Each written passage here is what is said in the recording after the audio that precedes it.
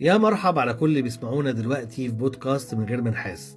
معاكم أنا شادي الخولي وحلقة جديدة.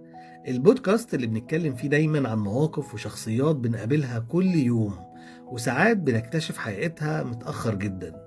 وحلقة النهاردة لأي حد اتفاجئ إن بعض الناس عندها أكتر من وش. وسؤال حلقتنا النهاردة هو إيه أكتر موقف خلاك تكتشف إن الشخص اللي قدامك كان بوشين؟ مستني حكاياتكم ومواقفكم في الكومنتس وتقولولي ايه اكتر موقف. تعالى كده نفكر مع بعض. ليه بعض الناس قدامك حاجة وورا ظهرك حاجة تانية خالص؟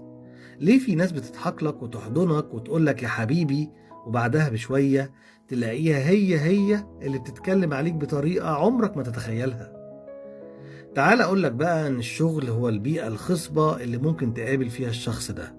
في الشغل تلاقيه داخل عليك الصبح يقولك صباح الفل يا نجم النجوم، وحشني جدا، ويفتح معاك الكلام ويقولك احنا اخوات وانت حبيبي. واول ما المدير يسأل عن مشكلة حصلت تلاقيه فجأة قلب على محلل استراتيجي للمشكلة ويقول بصراحة انا كنت شايف الموضوع ده من الاول، وان المشكلة دي كانت هتحصل. الله، طيب ما نبهتنيش ليه عشان الحق المشكلة قبل ما تحصل؟ تحسه كده كان مستخبي ورا الستارة مستني اللحظة دي. وهنا ظهر الوش التاني. وأوقات الصدمة بتيجي من الصحاب، وده الوجع الحقيقي بصراحة، لأنك بتبقى مطمن قوي، فاكر إن اللي قدامك ده أمان، بتحكي له أسرارك وبتبقى براحتك جدا معاه، وإن أسرارك في بير.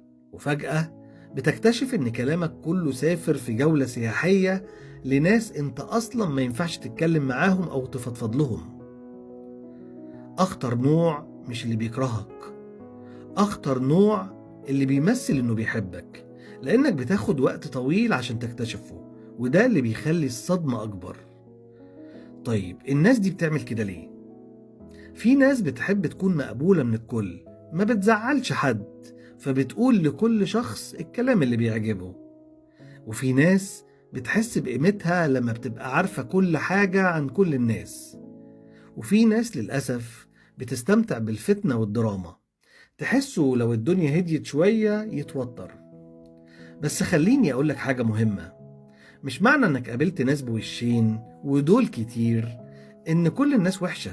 لأ، في ناس محترمة جدا وصادقة جدا، بس الفكرة إنك تتعلم مين يستحق يدخل حياتك فعلا. طيب نعمل إيه بقى؟